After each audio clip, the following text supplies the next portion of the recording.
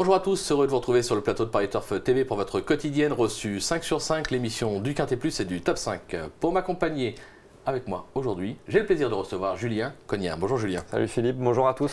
Julien, direction Fontainebleau ce jeudi, le prix de la Beauce, épreuve pour 5 ans et plus, 2600 mètres.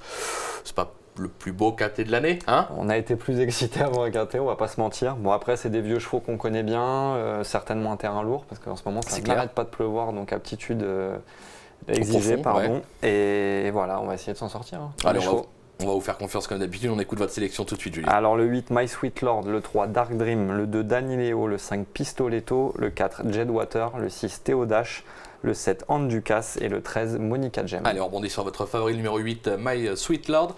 Quel est le titre dans cette catégorie? La distance ne sera pas un souci pour Louis.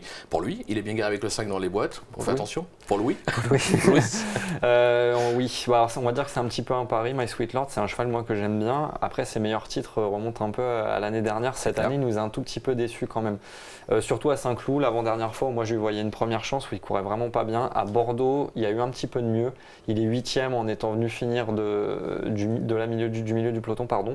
Je trouvais qu'il courait bien. Il aime bien le terrain lourd. Il a été rebaissé d'1 kilo. Là, il est en 33,5 de valeur. Si le vrai My Sweet Lord a retrouvé ne serait-ce que 80% de ses malheurs, ses moyens, excusez-moi. 33,5 de valeur, ça doit suffire pour gagner. Surtout que le lot est quand même. Surtout que le lot est très faible et que Fontainebleau, c'est un hippodrome qui récompense ce genre de chevaux qui sont très faciles, qui tirent pas, qui aiment bien aller dans le groupe de tête. Et lui, il a ses caractéristiques-là. Allez, on va le suivre en confiance. On passe au numéro 3, Dark Dream, qui a gagné son quintet cet hiver à Cannes-sur-Mer. Le cheval reste sur une probante 4e place à ce niveau à Bordeaux.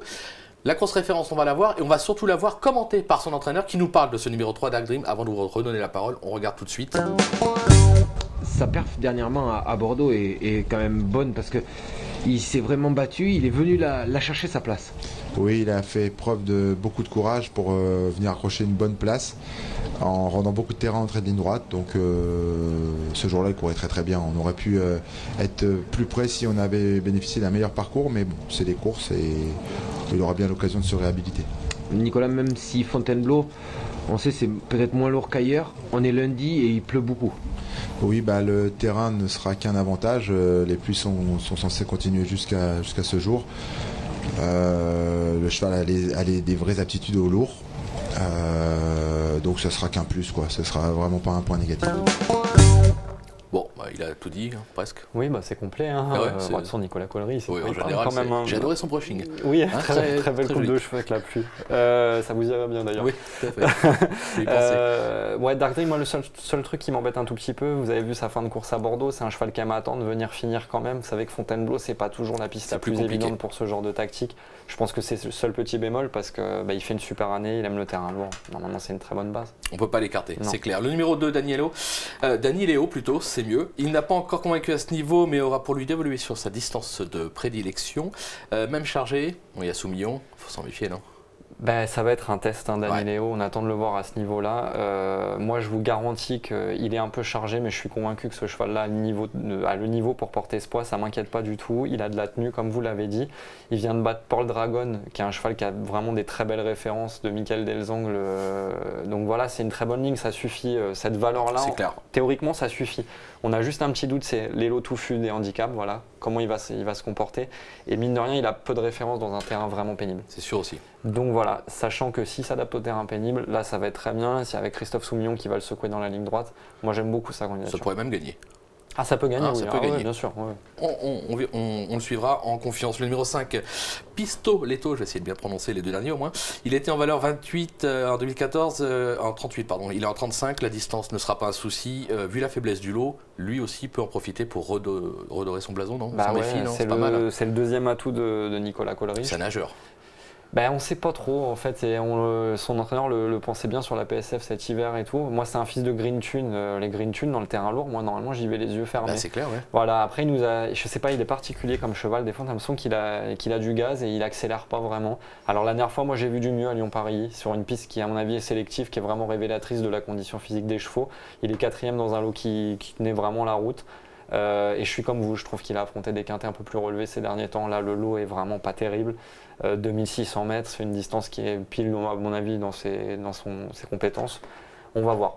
On va voir, on s'en méfie. On va voir ce qu'on pense en entraîneur Nicolas Collery. On le retrouve avec Florent Guy qui l'interview. On l'écoute. Nicolas, on va maintenant évoquer Pistoletto. La dernière fois à Lyon, après une bonne 6e place dans un quintet, c'était un handicap peut-être un peu moins relevé et il a pris une 4e place. Son comportement était bon. Oui, très bon comportement. C'est un cheval qu'on est obligé de monter un peu pour lui, donc je m'excuse auprès des parieurs parce qu'il faut le monter un peu hors course et il a un peu de caractère. Donc dès qu'on le monte un peu trop chaud, il a tendance à pas finir ses courses. Là, il avait un mauvais numéro en dehors. On a pris l'option d'attendre et il finit d'une très belle façon. Bon voilà, c'est peut-être un peu plus compliqué pour gagner, mais il est capable d'accrocher une bonne place dans ce quintet.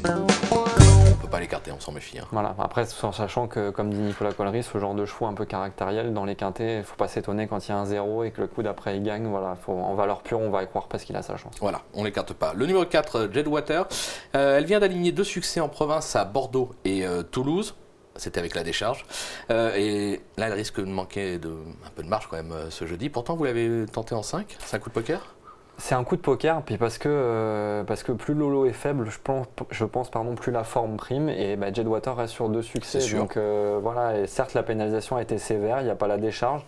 Après, moi j'aime beaucoup, c'est le tandem Simone Broggi, qui est un entraîneur vraiment que vous pouvez suivre en confiance, qui engage toujours ses chevaux à bon escient, et le petit apprenti Hugo Journiac qui fait une superbe année.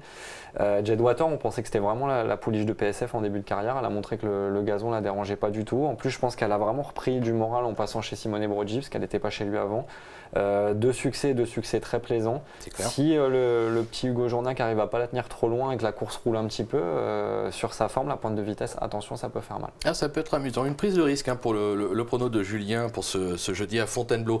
On va passer à la pépite dans la 4e, je crois. Oui, le 408 Kassem, là un cheval qui a couru 2 fois, qui a fini 2 fois 2e, à chaque fois dans des lots excellents, battu par des très bons chevaux.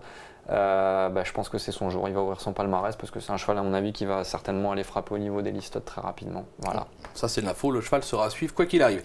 Merci Julien pour toutes ces informations, merci à vous de nous avoir suivis, bon jeu à tous et à très vite sur le plateau. Au revoir. Au revoir.